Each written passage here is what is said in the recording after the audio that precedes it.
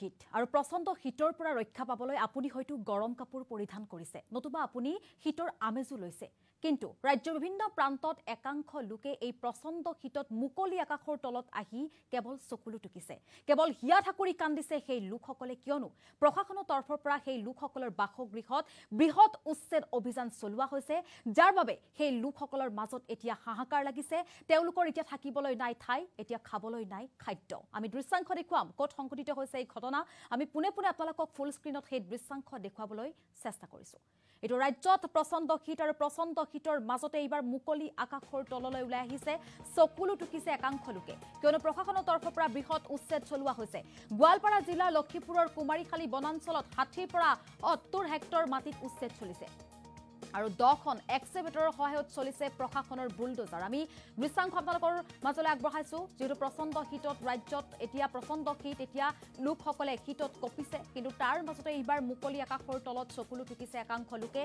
চাওক সেই দৃশ্যাংশ সকলো সামগ্ৰী এতিয়া ঘৰৰ বাহিৰত এনেদৰে থবলগীয়া পৰিস্থিতি আহি পৰিছে কিয়নো তেওঁলোকৰ ঘৰ বাৰী সকলো ভাঙি পেলোৱা হৈছে আৰু বৃহৎ উচ্ছেদ চলিছে এইবাৰ লক্ষীপুৰত গোৱালপাৰা জিলাৰ লক্ষীপুৰৰ এটা বনাঞ্চলত কুমাৰীখালী বনাঞ্চলত এইবাৰ 60 পৰা 70 হেক্টৰ ভূমিত উচ্ছেদ অভিযান চলাইছে প্ৰশাসনে আৰু তাৰ পাছৰ দৃশ্যাংশ এয়া লোকসকলে এতিয়া বিপাঙত পৰিছে ক'ত যাব লোকসকলে থাকিবলৈ ঠাই নাই এতিয়া খাবলৈ খাদ্য নাই এতিয়া প্ৰচণ্ড শীতত কপি কপি তেওঁলোকে মুকলি আকাশৰ তলতে আছে দিন ৰাতি একাকাৰ কৰি তেওঁলোকে এতিয়া মুকলি আকাশৰ তলত বাস কৰিবলগীয়া হৈছে ইফালে প্ৰচণ্ড কুঁৱলী আৰু কুঁৱলীৰ মাজতো কিন্তু তেওঁলোকে কপি কপি এনেদৰে কেৱল মুকলি আকাশৰ তলত কান্দিছে আমি কিছু সময় পাছতে সেই দৃশ্যাংশ দেখুৱাম তেওঁলোকে এতিয়া কান্দোনত ভাগি পৰিছে চৰকাৰক কেৱল অনুৰোধ জনাইছে তেওঁলোকে যে প্ৰশাসনে যি উচ্ছেদ চলাইছে আমি এতিয়া ক'ত যাম তেওঁলোকে প্ৰশ্ন কৰিছে আমাৰ কি হ'ব বা আমাৰ ল'ৰা ছোৱালীবিলাক ক'ত থাকিব এনেদৰে প্ৰশ্ন উত্থাপন কৰিছে একাংশ লোকে 10খন এক্সকেভেটৰৰ সহায়ত প্ৰশাসনৰ বুলডোজাৰ চলিছে আৰু তাৰ পাছত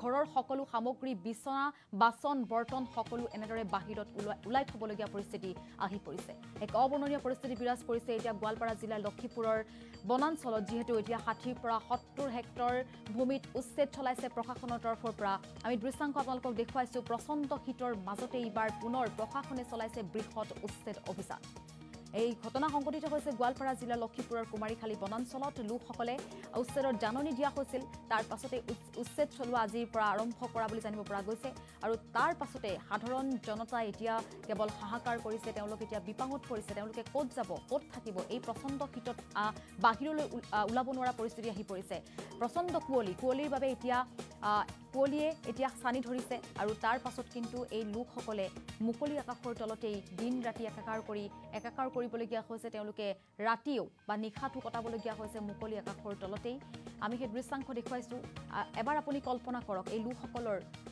পৰিস্থিতি কেনে ধৰণৰ হ'ব পাৰে সকলো সামগ্ৰী ঘৰৰ বাহিৰত এনেদৰে উলিয়াই থৈছে কিয়নো তেওঁলোকৰ ঘৰ বাৰী আৰু নাই তেওঁলোকৰ ঘৰ বাৰী সকলো ভাঙি চিঙি চুৰমাৰ হৈ গৈছে প্ৰশাসনৰ তৰফৰ পৰা বৃহৎ উচ্ছেদ অভিযান চলোৱা হৈছে আমি দৃশ্যাংশ আপোনালোকৰ মাজলৈ আগবঢ়াইছো এই দৃশ্য হৈছে গোৱালপাৰা জিলাৰ লক্ষীপুৰৰ কুমাৰীখালী বনাঞ্চলৰ এই দৃশ্যাংশ আৰু এনেদৰে ঘৰৰ যি সকলো সামগ্ৰী বাহিৰত থৈ দিয়া দেখিবলৈ পোৱা গৈছে আৰু এই মুহূৰ্তত আমি ফুল পেড গ্ৰাফিক্সৰ সহায়ত সবিশেষ তথ্য জনাবলৈ চেষ্টা কৰিম ৰাজ্যত পুনৰ চলিছে প্ৰশাসনৰ উচ্ছেদ অভিযান প্ৰচণ্ড শীতৰ মাজত ৰাজ্যত পুনৰ প্ৰশাসনে চলাইছে বৃহৎ উচ্ছেদ অভিযান আৰু গোৱালপাৰা জিলাৰ লক্ষীপুৰৰ কুমাৰীখালী বনাঞ্চলত 60 পৰা 70 হেক্টৰ ভূমিত চলিছে বৃহৎ উচ্ছেদ 10খন এক্সকেভেটৰৰ সহায়ত চলিছে উচ্ছেদ অভিযান বুলডোজাৰ চলিছে আমি সেই দৃশ্যাংশ ইতিমধ্যে আপোনালোকক দেখুৱাবলৈ চেষ্টা কৰিছো ঘৰ বাৰী হেৰুৱা এতিয়া উচ্ছেদস্থলীত লোকসকলে কেৱল হিয়া ঠাকুৰি কান্দিছে আমি দৃশ্যাংশ দেখুৱাম পৰৱৰ্তী সময়ত আমি দৃশ্যাংশ আপোনালোকক দেখুৱাম প্ৰচণ্ড শীতত থাকিবলৈ সেই লোকসকলৰ ঠাই নাই খাবলৈ এতিয়া খাদ্য নাই তেওঁলোকে কি কৰিব প্ৰশ্ন কৰিছে চৰকাৰক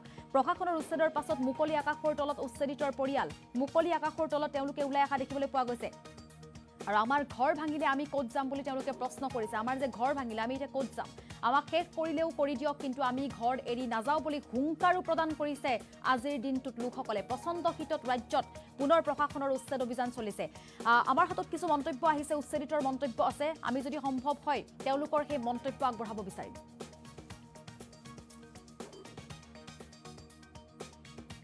কথা কৈ আছো যে আমি যেটো চাইছো আমাৰ হেটা সাইডত মন্দিৰ মসজিদ দুটাই আছে ঈদগাহ আছে ঈদগাহ বিলাক ভাঙিলে মসজিদটো ভাঙিলে কিন্তু কাষতে মন্দিৰ আছে এটো ভাঙা নাই এটো তো ফৰেষ্ট ৰিজাৰ্ভতো পৰিছে আৰু আজি যেটো মাটি যিডোখৰ ঠাই উচ্ছেদ চলি আছে এইটো ঠাইৰ পৰা সঘনাই জিচিবি দি ট্ৰেক্টৰ দি মাটি যাই থাকে। সন্মুখত এখন বজাৰ আছে, সেইটো মই গম নাপাওঁ পাট্টা মাটি হয় না খাজ মাটি, মই সেইটো নকওঁ। কিন্তু সেইটো ভাঙা নাই, মই সেইটো নাজানো, যিটো নাজানো সেইটো লৈ মন্তব্য নকৰো।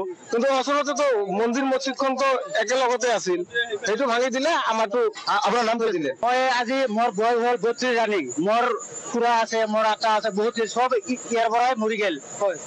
মই এখন কি মোৰ উপায় নাই, মই ক'ত যাম, মোৰতো ঠাই নাই। ইয়াৰ পৰা মোৰ জন্ম, ইয়াৰ পৰা মই আজি আপোনাৰ জন্ম ইয়াতে হৈছে? ইয়াতে মোৰ ডাঙৰ দিদি আছে, ডাঙৰ মোৰ কিবা হেৰি আছে, মোৰতো 32 বছৰ ৰানিং।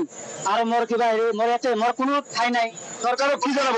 চৰকাৰে মই এতিয়া মোৰ ক্ষতিপূৰণটো মোক দিব লাগিব, মোক ঠাই দিব লাগিব। মই বহুত দিন কাৰণে ঠাই দিব লাগিব। মোক ঠাই দিব লাগিব, ক্ষতিপূৰণ দিব লাগিব। মই ক'ত যাম?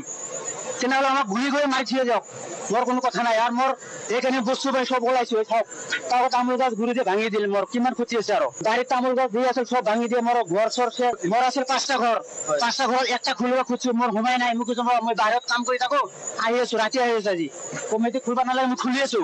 আপোনাকতো জাননী দিছে, জাননী দিছে। মই কোনো বাহিৰত থকা মানুহ। আপুনি জাননী পোৱা নাছিল নেকি? মই বাহিৰত আছিলো, মই জানি পোৱা নাই, মই বাহিৰত আছিলো নহয় না।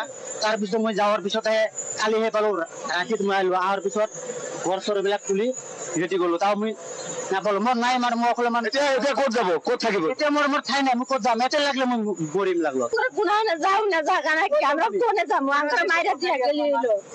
আপোনাৰ পৰিয়ালত কিমানজন মানুহ আছে? আছে 10জন মান আছে। 10জন মান আছে। পুৱাই ভাত বনাইছে? খোৱা নাই, ভাত তাত বনাই। ক'ত থাকিব এতিয়া? এতিয়া আর ক'ত থাকিম, ক'ত জায়গা আছে? আমার তার কোনো জায়গা নাই না। চৰকাৰক কিবা ক'ব? আৰু এয়া আছিলে উচ্চদিতৰ কিছু মন্তব্য। তেওঁলোকে এতিয়া চৰকাৰক অনুৰোধ জনাইছে, তেওঁলোকে এতিয়া ক'ত থাকিব প্ৰশ্ন কৰিছে যে আমাৰ বাসগৃহত যে উচ্ছেদ চলোৱা হৈছে, আমি ল'ৰা ছোৱালী লৈ ক'ত যাম, এতিয়া আমি কি কৰিম বুলি তেওঁলোকে প্ৰশ্ন কৰিছে।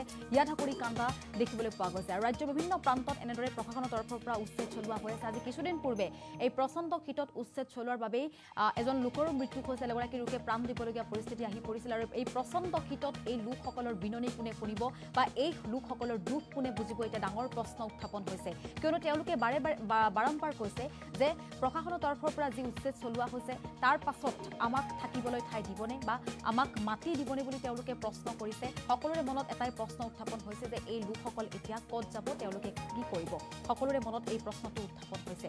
আৰু আমি দৃশ্যাংশ পুনৰবাৰ আপোনালোকক দেখুৱাবলৈ চেষ্টা কৰিম যদি সম্ভৱ হয়, যিহেতু আজিৰ দিনটোত প্ৰশাসনৰ তৰফৰ পৰা উচ্ছেদ চলোৱা হৈছে। গোৱালপাৰা জিলাৰ লক্ষীপুৰত এই বৃহৎ উচ্ছেদ অভিযান চলাইছে। 10খন এক্সকেভেটৰৰ সহায়ত প্ৰশাসনে বুলডোজাৰ চলোৱা দেখিবলৈ পোৱা গৈছে। আৰু তাৰ পাছতে লোকসকল এনেদৰে মুকলি আকাশৰ তললৈ ওলাই আহিছে আৰু লোকসকলে এতিয়া প্ৰচণ্ড শীতত কঁপি কঁপি প্ৰতিবাদো কৰা দেখিবলৈ পোৱা গৈছে। আৰু সেই দৃশ্যাংশ আমাৰ হাতত আহি পৰিছে। গোৱালপাৰা জিলাৰ লক্ষীপুৰৰ কুমাৰীখালী বনাঞ্চলত 60ৰ পৰা 70 হেক্টৰ ভূমিত এনেদৰে উচ্ছেদ চলোৱা দেখিবলৈ পোৱা গৈছে।